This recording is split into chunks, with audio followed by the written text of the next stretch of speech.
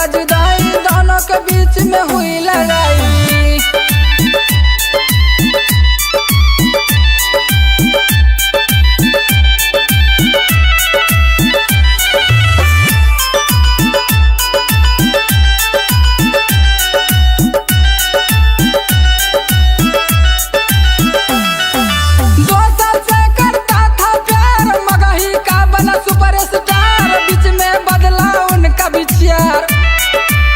साल पहले लव हुआ, दोनों के बीच सब हुआ।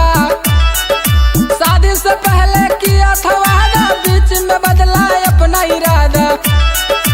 किरण के इज्जत लुट गई, थाना में फायर भइल। एक दिन शादी का हुआ था बात, रोशन ने कर दिया है घात। ये कैसा है सच्चा प्यार, कहता सुमन करो विचार।